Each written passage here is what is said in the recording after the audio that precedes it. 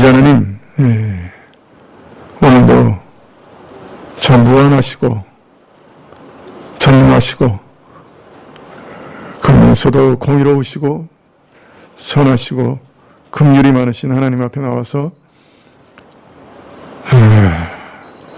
예배드릴 수 있도록 허락하셔서 참으로 감사합니다.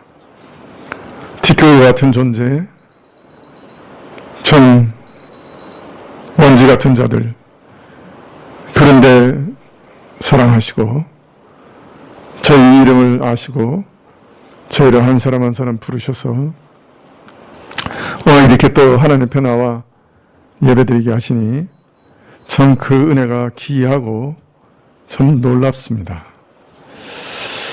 아버지 하나님, 저희 안에 이런 은혜에 대한 감격이 있게 해주시기를 원하고, 참 무한하신 하나님이 이 땅에 오셔서 저희를 위해 죽으신 그 은혜가 저희 심령에 깊이 새겨지게 하시기를 기도합니다. 주님, 이 땅에 어떤 백합꽃보다도 더 향기로우신 우리 주님을 우리가 기뻐하고 사랑할 수 있게 해주시기를 원하고, 참으로 우리 주님을 믿는 믿음이 단지 머리로서만 아니라 우리 마음 가장 깊은 곳에서부터 자리 잡게 해주시기를 원하고, 우리가 이러한 믿음으로 인해 주님께 순복하고 더 나아가 온 마음으로 주님을 사랑할 수 있도록 허락하여 주시옵소서. 주님, 그러기 위해서 주님께서 먼저 일절 우리를 사랑하셨는데 그 사랑을 우리가 더 깊이 체험하게 하시고, 우리 마음 가장 깊은 곳에 주님께서 나를 사랑하신 것에 대한 참 그 감미로움이 자리 잡게 해주시기를 원하고,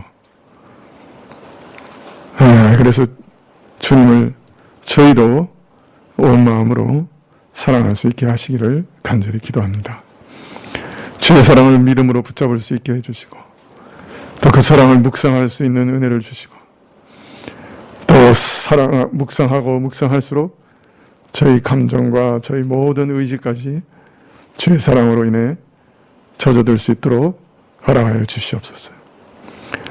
주의 말씀을 묵상하면서 그 말씀을 고요히 참으로 읊을 수 있게 해주시고, 그것을 내 귀로 듣고 또 듣고 내 마음에 들려주게 하시기 원하고, 그 암송하고 묵상한 말씀들이 우리 마음에 잔잔히 접어들어오는 은혜가 늘 있게 하시기를 간절히 구합니다.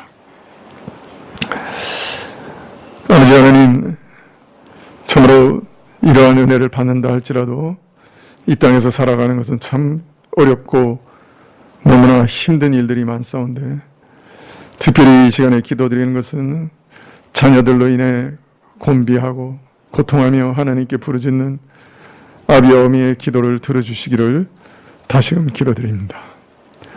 갖가지 질병으로 인해 하나님 앞에 고민하며 기도하는 그 부모와 또 우리 자녀들의 기도를 들어주시기를 원하옵고, 또 여러 가지 양육하는 데 있어 어려운 일들, 갖가지 환난들, 생각지도 못했던 시험들 가운데 하나님 앞에 나와 부르짖는 모든 부모들의 기도를 들으시기를 간절히 기도합니다. 이러한 모든 시험에서 승리하고 하나님께 나아가는 자는 참으로 수치를 당치 않게 하신다 하신 말씀이 참이었습니다. 고백하는 자들이 다 될 수 있도록 주님 믿음의 승리자들이 될 수 있게 해주시기를, 인내 가운데서 끝까지 부르짖게 하시기를, 그리고 하나님의 응답을 얻을 수 있게 하시기를 이 시간에 다시금 기도드립니다. 특별히 대학 시험을 앞두고 하나님께 부르짖는 자들이 있사오니 발걸음을 인도해 주시기를 원하옵고, 열린 문을 두시기를 간절히 구하옵고, 또 인생의 여러 가지 일들을 앞두고 시험을 준비하며 참으로 하나님께 의탁하는 자들을 기억하시기를 간절히 기도합니다. 또 명절을 맞이해서 여러 시골에 내려가는 있는 우리 교우들, 주님 참으로 친족들과 부모님들과 함께 사랑의 교제 나눌 수 있게 해주시기를 원하옵고, 또 이 일에 힘쓰는 부녀들을 붙들어 주시고 남편들도 지혜롭게 하시기를 구합니다. 오하는 발걸음 지켜주시옵소서. 오늘도 우리의 찬양을 받으시기를 구하고, 또 우리 예배를 받으실 때에 저희 기도를 받으시고, 또 저희 안에 말씀을 허락해 주시기를 간절히 구합니다. 모든 것 예수님의 이름으로 기도합나이다. 아멘. 말씀은 베드로전서 5장 7절부터 14절까지 말씀입니다.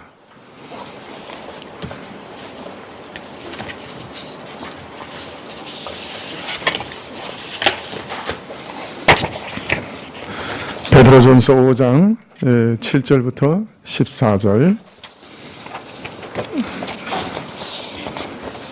신약 382쪽인데요. 베드로전서 5장 7절부터 제가 봉독해 드리겠습니다. 너희 염려를 다 주께 맡겨버리라. 이는 저가 너희를 권고하심이니라.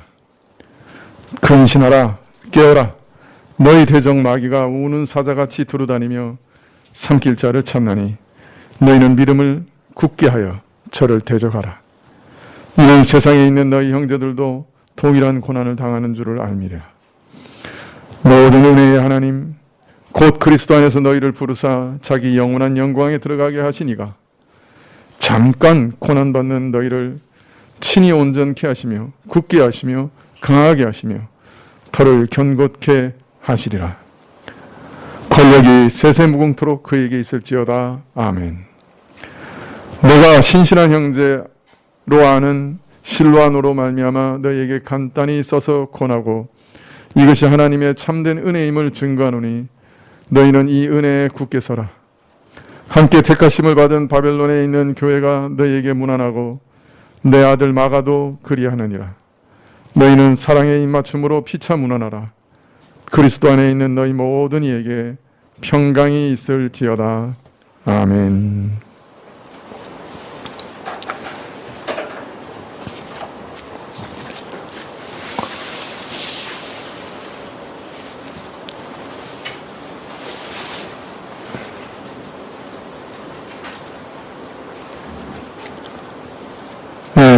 장로들과 젊은 자들에게 권면하신 사도는 바로 이어서 모든 성도들을 향해 권면하시기를, 첫째, 다 서로 겸손으로 허리를 동이라 그렇게 명하십니다. 윗권이나 아랫사람이나 다 똑같이 겸손해야 된다는 말씀이죠. 왜냐하면 하나님께서 교만한 자는 대적하시는 반면에 겸손한 자에게는 은혜를 베푸시기 때문이라. 윗사람이나 아랫사람이나 겸손의 자세에서 떠나면, 교만하게 되면 하나님께서 저를 대적하십니다. 하나님께서 저를 원수로 여기신다고 말합니다. 참 무서운 말씀이죠. 반면 겸손한 자들에게는 은혜를 베푸신다. 그러므로 우리가 하나님의 은혜를 얻기 위해서는 가장 필수적인 것이 이 겸손입니다. 기도하고 하는 것 자체가 겸손이죠. 내가 할 수 없는 것이니, 하나님 외에는 하실 수 없는 것이니 하나님께 나아가서 엎드려 부탁하는 것, 그 자체가 겸손 아닙니까? 네, 사실 그런데 기도하면서도 겸손의 자세를 잃어버리면 안 되겠죠. 네, 겸손, 이것은 바로 하나님의 은혜를 얻는데 가장 필수적인 것이다.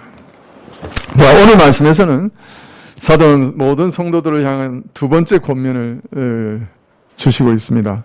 베드로전서 5장 7절에 너희 염려를 다 주께 맡겨버리라. 이는 저가 너희를 권고하심이라. 너희 염려를 다 주께 맡겨버리라. 네, 더 정확히 번역하면 너희 염려를 다 주께 던져버리라, 그런 말이에요. 내 염려를 부둥켜 안지 말고 하나님께 이렇게 던져버리라. 어떤 사람에게 아니고 친구에게도 아니고 가족도 아니고 목사도 아니고 오직 주님께 부탁하라, 맡기라. 그의 전능하신 손에 내 염려를 던져놓으라. 그런 말씀이에요. 그런데 앞의 말씀, 하나님의 능하신 손 아래 겸손하라 하는 말씀과 오늘 너희 염려를 다 주께 맡겨버리라 하는 말씀은 사실은 서로 깊은 관계가 있어요. 서로 깊은 연관이 돼 있어요. 그래서 아마 이 능하신 손 아래 겸손하라고 하신 다음에 바로 이어서 너희 염려를 주께 맡겨버리라 그렇게 말씀하셨는지도 몰라요. 우선 이 겸손과 염려가 무슨 관계가 있느냐? 우선 하나님의 능하신 손 아래 겸손하면, 그의 주권과 능력과 다스림에 겸손히 순복하면 우리는 상당히 많은 염려에서 벗어날 수 있어요. 여러 가지 헛된 염려에서 벗어날 수 있습니다. 우리가 원하는 만큼 부유해지지 않고 또 유명해지지 않고 또 권세를 얻지 못하고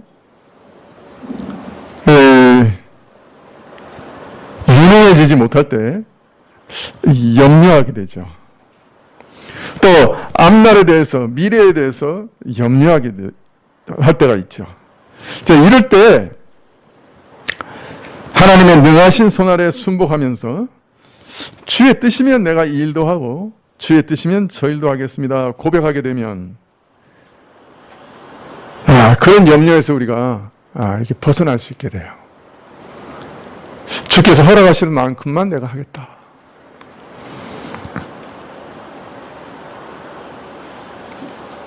주님께서 허락하신 만큼 부유해지겠다. 유명해지지 않는다 할지라도 하나님께서 하라고 하시는 일을 하겠다. 권세를 얻지 못한다 할지라도 마찬가지다. 내가 유능하지 못한다 할지라도 하나님이 허락하시는, 하나님이 힘 주시는 만큼 하겠다. 그러면 많은 근심에서 사라지게 되죠. 가난하게도 마옵시고 부하게도 마옵소서. 다만 오늘 우리에게 일용할 양식을 주옵소서. 이런 하나님의 그 절대적인 권능 아래 순복하는 마음을 가지게 되면, 그 능하신 손 아래 순복하는 마음을 가지게 되면 우리가 그 부어하고자 하는 그 물질에 대한 욕망에서 많이 벗어나게 되겠죠. 또 그것으로 인한 그 마음을 갉아먹는 많은 염려로부터 벗어날 수 있게 될 것이에요.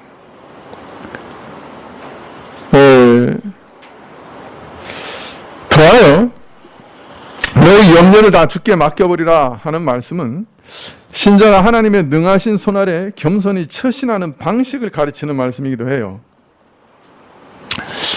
염려라고 하는 것은 왜 생기는 거죠?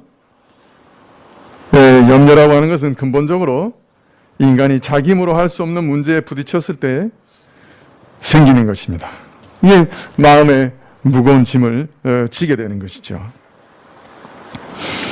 그런데 이처럼 자기가 할 수 없는 일들을 자기가 해보려고 하는 것은 인간에게는 매우 자연스러운 일인 것처럼 보이지만 사실은 하나님의 권능과 능력에 속한 일을 자기가 맡으려고 하는 교만이기도 합니다.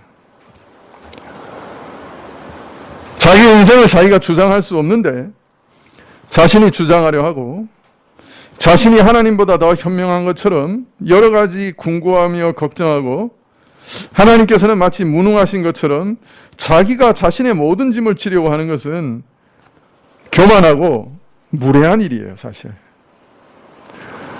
이 세상에서 모든 인문교육은 너는 너 자신을 책임져라. 너는 너 자신이 모든 것을 할 수 있다고 믿고 열심히 해라. 이거예요. 정반대예요. 사실 하나님 앞에서 아주 교만한 자세를 가르치고 있는 것이라 할 수 있어요. 우리 인생은 우리 자신의 인이 주장할 수 없어요. 왜냐하면 우리 인생은 우리가 주인이 아니기 때문에 그래요. 내가 여러 가지 지혜를 가지고 여러 가지 염려하고 궁구해서 뭔가를 돌파해내려고 하는데, 근데 사실 그때 하나님을 의지하지 않으면서 혼자 그렇게 하고 있으면 그 자신이 하나님보다 더 지혜로운 사람이라고 생각하는 것이에요.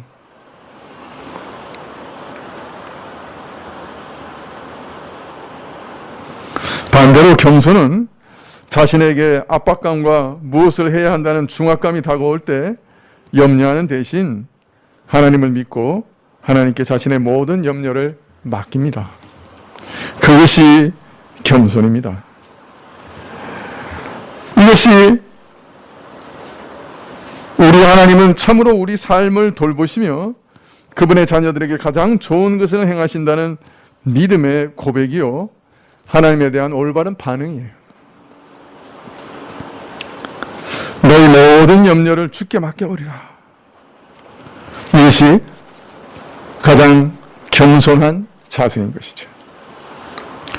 자, 그런데 여기 너희 염려를 주께 맡겨버리라 하고 권고하신 다음에 하나 약속을 주세요. 그러면 주께서 너를 권고하시리라. 여기 권고하신다고 말하는 것을 정확하게 번역하면 하나님께서 너를 보호해 주실 것이다, 그런 말씀이에요. 주께서 너를 책임져 주실 것이다 하는 말씀이에요. 참 하나님께서는 우리에게 정말 귀한 약속을 지금 하고 계신 거예요. 하나님을 의지하고 하나님께 내 짐을 맡기고 하나님께 내 모든 무거운 것을 던져 넣는 사람, 예수에서 말하는 것처럼 수치를 당치 않아요. 왜? 하나님 책임지시니까, 하나님께서 보호하시니까, 하나님께서 지키시니까, 하나님께서 그 인생을 책임지고 이끌어 가셔요.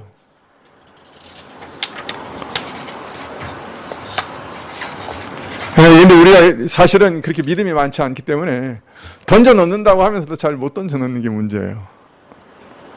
신뢰하지 않는 거예요. 하나님보다는 자기를 더 신뢰하죠, 사실. 그래서 자기가 뭔가 어떻게든 해보려고 해요. 해보려고 하는 그 모든 노력이 수포로 돌아갔을 때 비로소 어떤 면에서 하나님을 향해서 눈을 뜨는지도 모르죠. 그러나 만일 하나님이 책임지시고 보호하시고 이끌어 가신다고 하면 사실 내가 순경을 당하든지 역경을 당하든지 별 상관이 없어요. 중요한 것은 하나님께서 나와 함께 하신다는 거죠. 순경이든 역경이든 하나님께서 지금 그의 거룩한 뜻을 이루어 가신다는 것, 그게 중요한 것 아니겠어요? 그렇기 때문에 내 삶에는 기쁨이 있고 보람이 있고 가치가 있게 되는 거죠.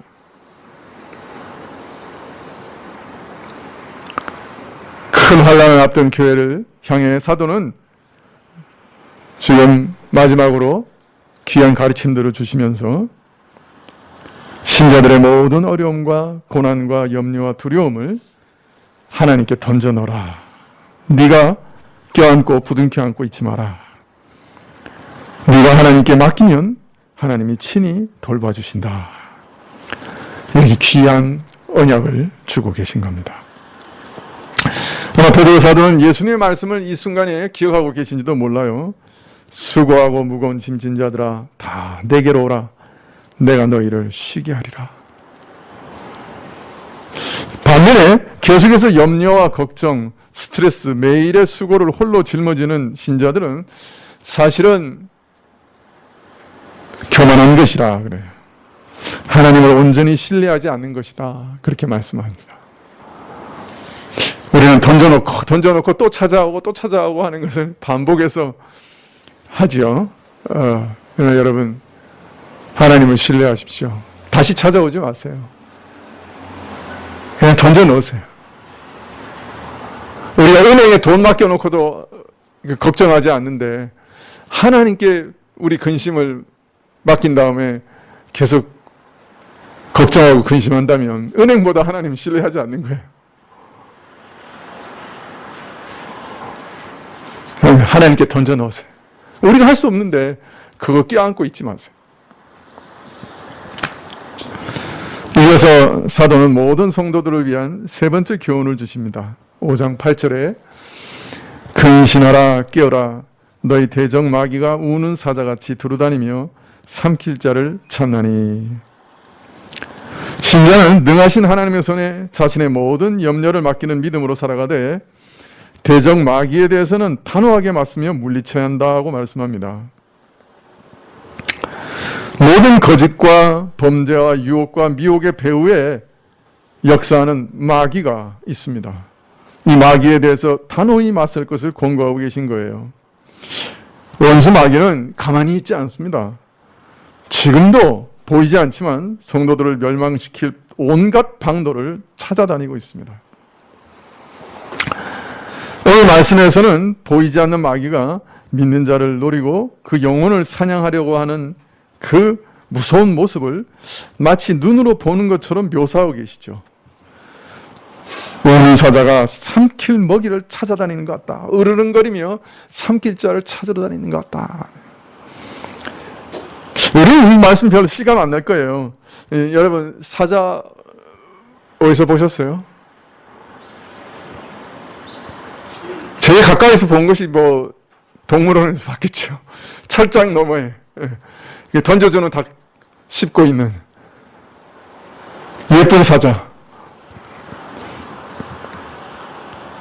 아니면은 텔레비전 자연 시리즈에서 줌 렌즈를 통해서 본 사자. 그러나 여러분, 지금 베드로의 편지를 받는 몇몇 사람들은 그보다 아마 강력한 전율을 느끼며 이 글을 읽고 있을지도 몰라요. 왜냐하면 제국 내에, 로마 제국 내에 각 도시마다 원형 경기장이 건설되어 있었고 거기에서 참 잔혹한 쇼가 벌어지고 있었죠. 사자가 사람들을 덮치고 물고 뜯는 그런 쇼를 이 사람들은 자기 눈으로 보고 있었을 겁니다. 사자가 베어문 고깃점에서 인간의 피가 뚝뚝 떨어지는 것을 보았을 거예요. 그 사람들에게 오늘 이렇게 얘기합니다. 마귀가 우는 사자같이 삼킬 자를 찾고 있다.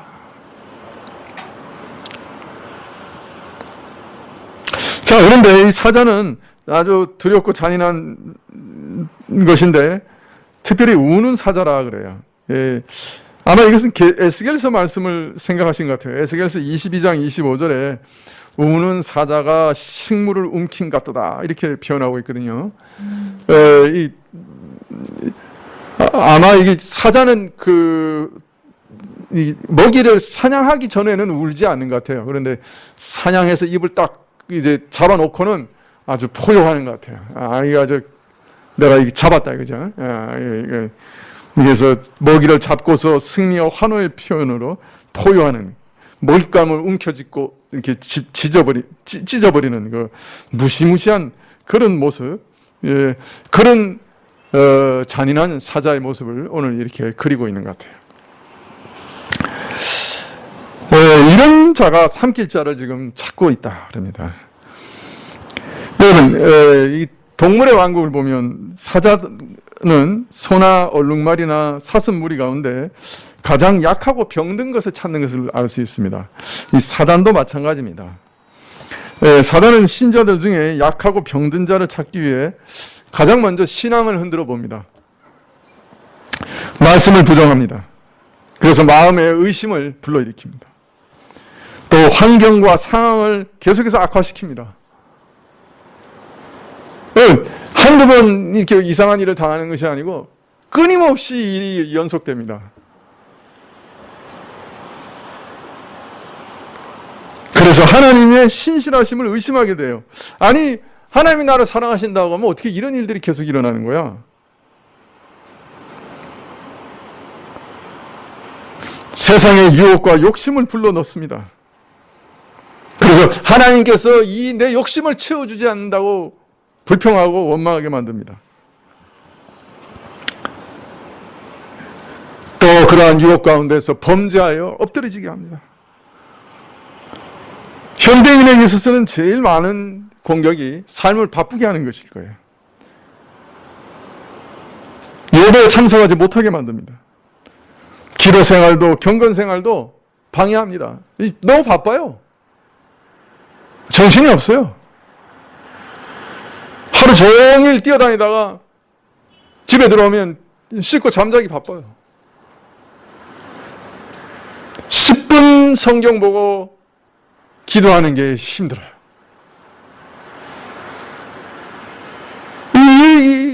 이런 상황에서 어떻게 신앙을 제대로 유지할 수 있겠어요?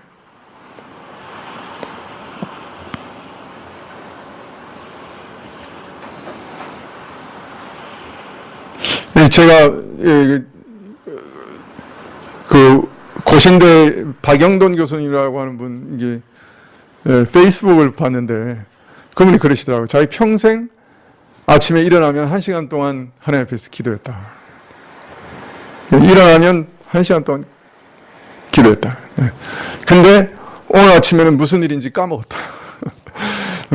그러면서 이런 일도 다 있다. 그렇게 썼더라고요. 근데 읽는데 제가 되게 창피했어요.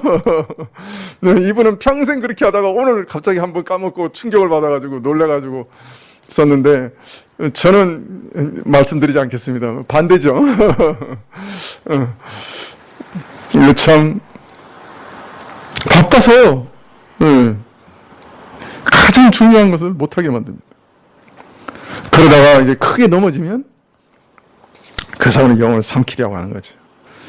마귀는 이렇게 흉악하고 포악하고 끈질기고 집요하게 우리 영혼을 해하려고 합니다. 우리 믿음을 무너뜨리려고 하는 것이죠. 그래서 사도는 이렇게 권합니다. 깨어 경성해라. 먼저 깨어서 경성해야 한다. 눈에 보이지 않는다고 마귀의 위험을 과소평가하고 방심해서는 안 된다. 실제로 마귀는 우는 사자같이 우리 영혼을 삼키려고 무너뜨리려고 온갖 일을 다 꾸미고 온갖 일을 다 조장하고 우리 삶에 사실은 개입하고 있다. 그런데 눈에 보이지 않는다고 우리가 그저 방심하고 헤헤거리면서 다녀도 되겠느냐? 그렇게 되면 어떻게 되겠느냐? 넘어지고 삼키우게 된다. 눈에 보이지 않지만 그러나 심각한 위협과 위험이 있다는 것을 늘 인식하고 경계해야 한다. 우리 믿음을 흔들려고 하는 이 마귀의 계계를 잘 꿰뚫어보고 믿음을 굳게 하여 마귀의 모든 술수에 단호하게 맞서며 대적해야 한다. 그래서 5장 9절에 너희는 믿음을 굳게 하여 저를 대적하라. 이런 세상에 있는 너희 형제들도 동일한 고난을 당하는 줄 압니다. 마귀를 대적하기 위해서는 믿음에 굳게 서는 방법밖에 없어요. 믿음에 굳게 선다고 하는 것은 어떤 교리를 굳게 붙든다는 말만 아니에요. 하나님이라고 하는 인격 그 자체를 신뢰하는 걸 말하는 것이죠. 하나님을 붙드는 거예요. 하나님의 손을 붙잡는 거예요. 믿음을 굳게 해서 마귀를 대적하라. 대적한다는 것은 어떻게 대적하는 것을 말하는 건가? 베드로서에서는 아주 어떤 구체적인 예를 우리에게 가르쳐주고 있지는 않습니다만은 바울 서신에 특별히 에베소서 6장 11절 이하에 보면 이 마귀의 계계를 대적하기 위해서 하나님의 전신갑주를 입으라 그렇게 말씀하고 있습니다. 성령으로 깨어 무시로 기도하고 하나님의 말씀으로 무장하며 힘있게 복음을 전파하고 하나님이 주신 의를 힘있게 붙들고 재림의 소망을 가지면서 서로서로를 위해서 기도하고 거룩한 생활들을 해나가는 것, 이런 것이 마귀를 대적하기 위한 그리스도인들의 무장이라. 그러므로 이런 모든 일에 믿음으로 순복함으로 마귀를 대적해야 된다. 그렇게 말씀하고 있습니다.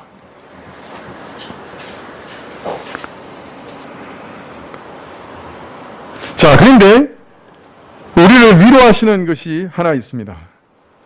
우리 믿음을 붙들어 주시는 말씀이 하나 있습니다. 그것은 이러한 치열한 영적 싸움과 고통과 어려움을 나 혼자만 당하는 것이 아니라고 하는 사실입니다. 이런 시험은 교인 중에 어떤 특별한 부류만 당하는 시험이 아니에요. 즉 마귀의 시험은 영적 은사가 있거나 없거나 또 직분이 있거나 없거나 누구나 다 당하는 거예요. 목사나 장로나 권사나 뭐 이런 사람들, 특별한 사람들만 당하는 거 아니에요. 언제 어디서나 모든 신자들이 겪는 시험이요. 고통이에요.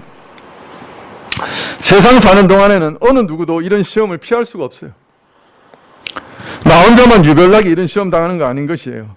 그러므로 이런 시험 당할 때 당황할 필요가 없는 것이죠. 아, 내가 신자인데 어떻게 이런 의심을 다 하지?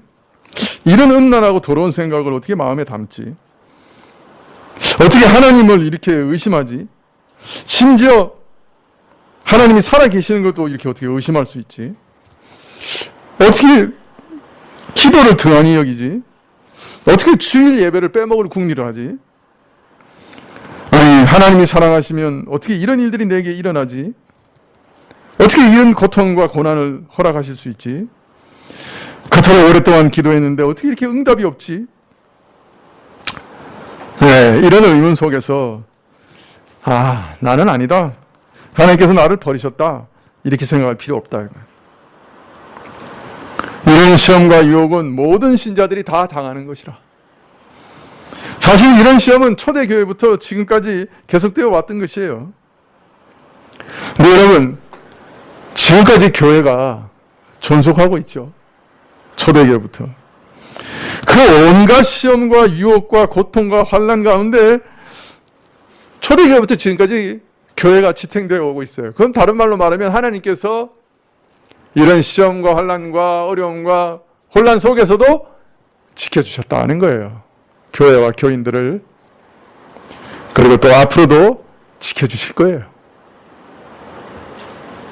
또 지금 우리도 지켜주실 거예요.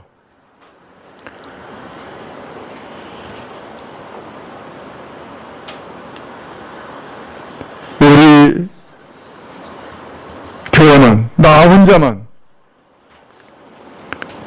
이런 시험을 당하는 것이 아닌데, 또 하나님께서 그러한 시험을 당하는 자들을 끝까지 견고하게 지키신 일들이 우리 눈앞에 보이는데 두려워 떨 이유가 없는 거죠. 다 같이 당하는 고난이니 함께 당하면서 함께 기도하고 함께 이기려고 해야 될 것입니다. 여러분, 파리에 가시면 제일 먼저 여러분 뭘 보고 싶으세요? 뭐 생각나시는 게 뭐 개선문, 에펠탑 뭐 이런 거겠죠. 근데 여러분, 에펠탑이 어떤 곳에 세워졌는지 잘 모르실 거예요. 에펠탑은 무덤 위에 세워진 탑이에요.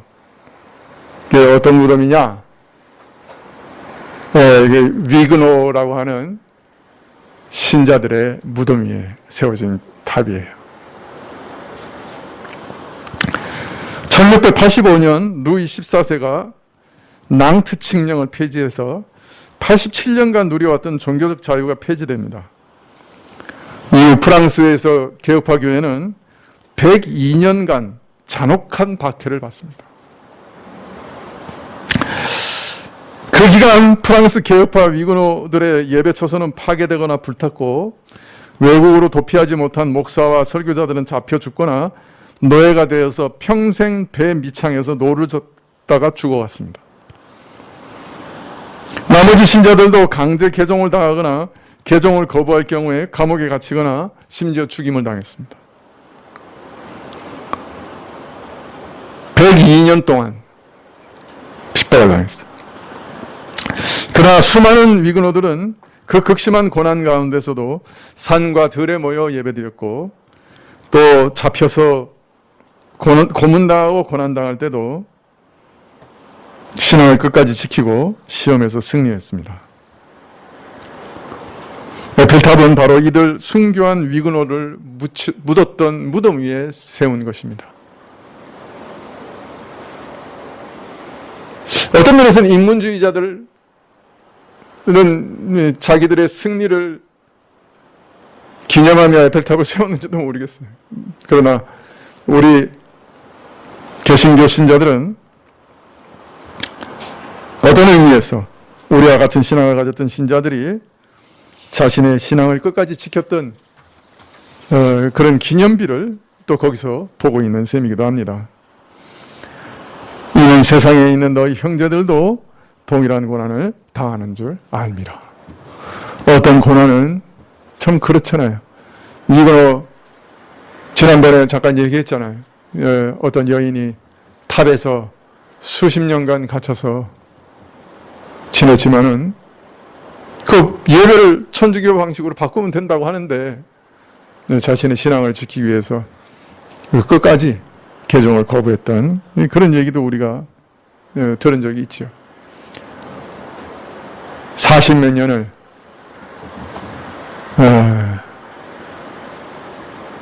그 탑에 갇혀서 신앙을 위해서 싸웠어요. 근데 그 탑의 한가운데 돌 위에 한 글자를 새겼다고 그래요. 새겨놨다고 그래요. 대적하라. 한 단어를 그 탑에 새겨놨는데 대적하라. 평생 이 말씀을 기억하면서 신앙을 위해 싸웠던 것을 우리가 기억할 수 있죠.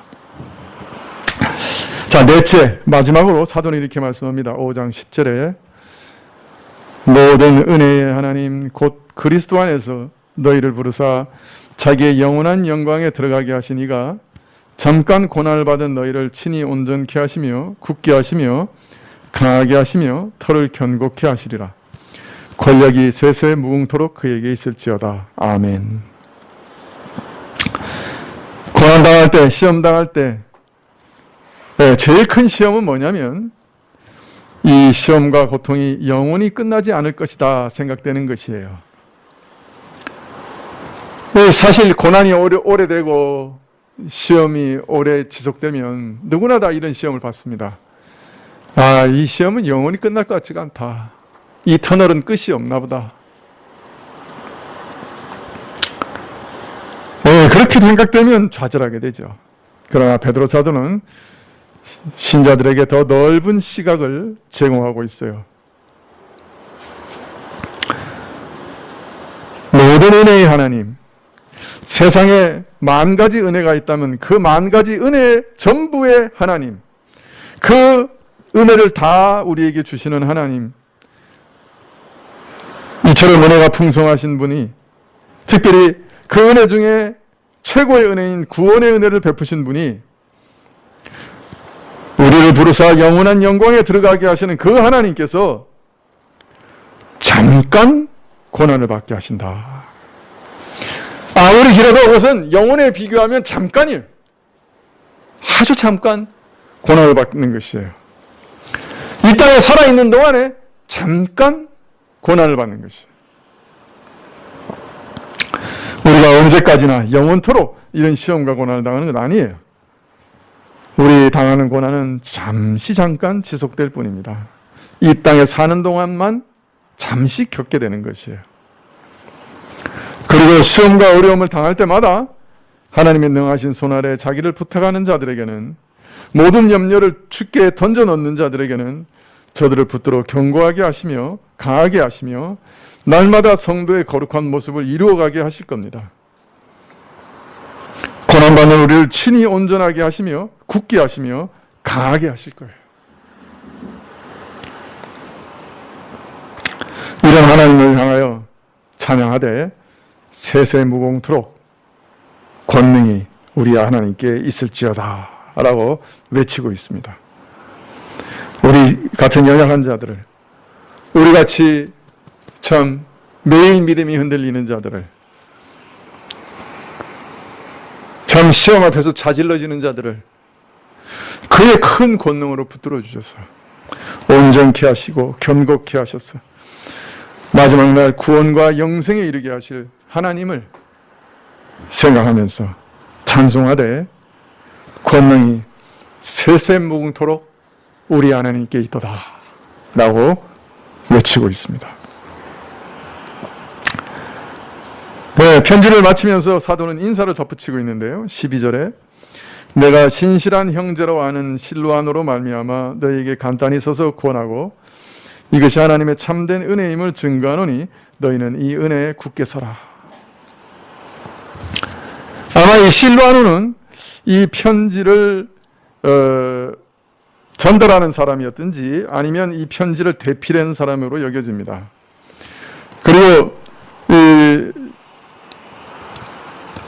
아마 둘 다일 수도 있죠. 하여튼 이 실로아노 편으로 이렇게 편지를 붙였을 가능성이 높습니다. 근데 베드로는 지금까지 권면한 이 모든 것이 은혜라고 말합니다. 이것은 베드로가 이제까지 권면한 그리스도인들의 모든 삶도 사실 하나님께서 개입하시며 보호하시며 인도하셔야 그게 가능한 일이라고 하는 것을 암시합니다. 그리스도인들이 살아가는 것, 그 삶 자체가 하나님의 은혜요. 베드로가 권고하신 말씀대로 살아가는 것도 은혜입니다. 하나님께서 주시는 그 은혜 안에 뿌리를 내려야 흔들림 없이 굳게 설 수 있는 것이죠. 오직 은혜인 것이죠. 13절에 함께 택하심을 받은 바벨론에 있는 교회가 너희에게 무난하고 내 아들 마가도 그리하느니라. 너희는 사랑의 입맞춤으로 피차 무난하라. 그리스도 안에 있는 너희 모든 이에게 평강이 있을지어다. 바벨론에 있는 교회가 너희에게 무난한다. 여기 바벨론이 어딘가? 네, 많은 추론들이 있습니다. 이게 대부분의 주석학자들은 당시 로마시를 가리키는 지명이다 이렇게 해석을 합니다. 네, 그러나 이건 지명이 아닐 수도 있어요. 네, 왜냐하면 성경에서 이 애굽이나 아수르나 이 바벨론 이런 명칭들은 근본적으로 어떤 지명, 나라를 가리키는 것일 수도 있지만 영적 이방, 흑암 세력을 상징하는 상징어일 때도 많이 있습니다. 이 베드로 사도는 이 편지 첫머리에서 이 땅에 사는 우리 신자들을 가리켜 나그네라고 말하고 있어요. 본향을 사모하여 낯선 곳에서 정착하지 못하고 떠도는 나그네. 따라서 여기 바벨론에 있는 교회라는 말은 너희와 같이 택하심을 받고 너희와 같이 참된 고향으로 향해 가고 있는, 행진해하고 있는 이방인 중에 있는 그리스도인 공동체라는 말일 수도 있습니다. 즉 우리가 사는 모든 세상이, 이 땅이 바벨론이에요. 너희도 바벨론에 있고 나도 바벨론에 있어. 그래서 지금 영원한 나라, 새하늘과 새 땅을 향해 전진해가고 있는 것이. 마지막으로 사도는 가족 간의 사랑과 결속의 표시인 입맞춤으로 하나님의 가족으로서 서로 사랑하며 격려할 것을 권고하면서 평강의 축복을 기원하는 말로 이 서신을 마치고 있습니다. 드디어 이제 베드로 전서를 강해를 마쳤는데요.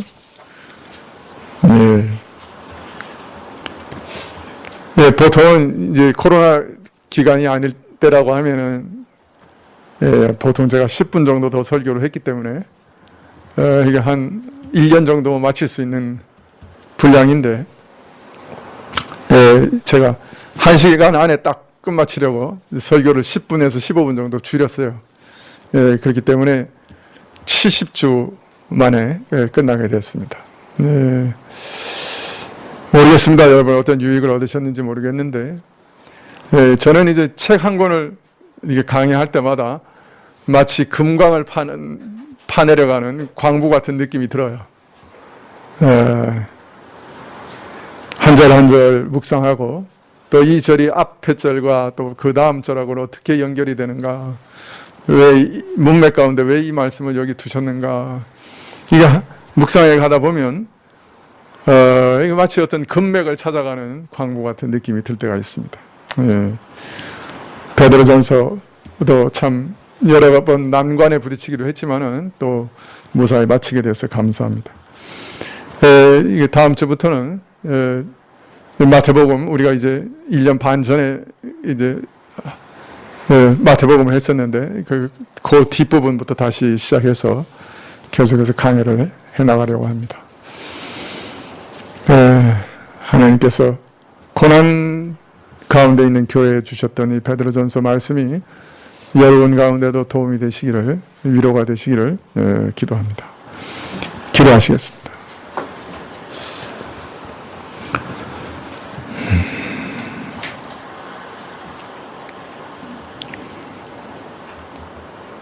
주님, 우리에게 우리 염려를 정말 하나님께 던져 넣을 수 있는, 맡겨버릴 수 있는 믿음을 주시기를 구합니다. 그리고 하나님께서 어떻게 행하시는가 기대하며 하나님을 기다릴 줄 아는 인내를 우리에게 주시기를 원합니다. 또 오래 기다려야 한다 할지라도 실망하거나 낭망하지 않고 끝까지 하나님을 기대하는 특별한 믿음을 주시기를 구합니다. 하나님께서 우리 마음에 소원을 주시고 또 말씀을 주시고 우리 나아갈 길을 인도하시는 그 하나님의 인도하심에 예민한, 그리고 만날 사람들을 만나게 하시고 대화 가운데 기회를 포착하게 하시고 도움을 주시는 그 모든 하나님의 손길에 예민한 저희들이 또한 되게 하시기를 구합니다. 보이지 않는 마귀를 대적하면서 우리 안에 일어나는 모든 일들 속에 혼란스럽고 어렵고 고통스러운 일들이 있을지라도 믿음으로 하나님을 의지하며 마귀를 대적하며 싸우며 나아가는 저희들 되게 하시고, 시험에 넘어진다 할지라도 회개하며 금방 일어날 줄 아는 저희에게 주시는 그 은혜를 의지하는 자들이 다 되게 하시기를 간절히 기도합니다. 주께서 우리를 끝까지 굳게 하시고 견고케 하시고 그리하여 견인의 은혜 가운데 주를 만나게 하옵소서. 예수님의 이름으로 기도합나이다. 아멘. 네, 238장. 네.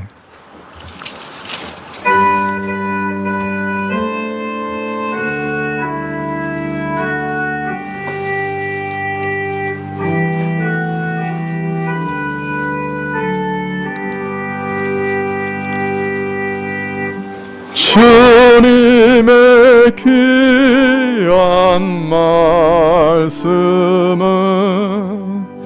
내 발에 빗대고 목마른 사막길에서 샘물과 같도다. 굶주린 나의 영혼을 만나로 먹이고 내 갈 길 밝게 비추니 그 말씀 귀하다.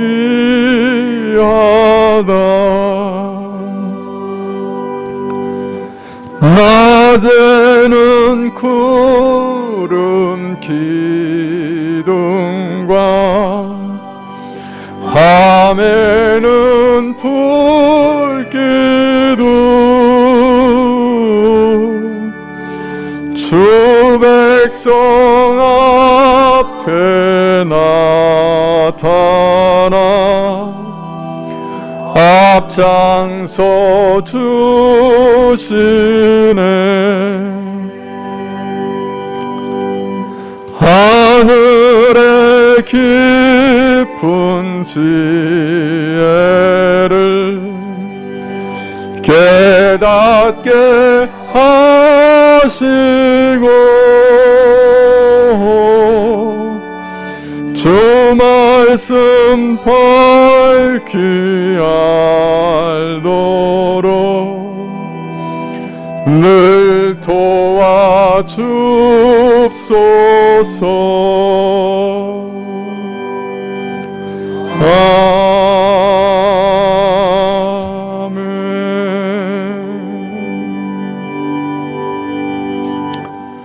지금은 우리 주 예수 그리스도의 은혜와 하나님 아버지의 그 크신 사랑과 이 은혜와 사랑을 깨닫게 하시고 누리게 하시는 성령님의 교통하시고 역사하심이 자신의 인생을 하나님께 던져드리고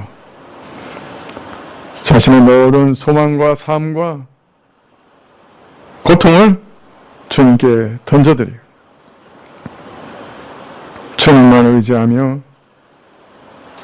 잠잠히 주를 바라보며 한 걸음 한 걸음 주를 향해 나아가기로 결심하며 머리 숙인 주의 백성들을 위해 지금부터 영원까지 함께 계실지어다. 아멘.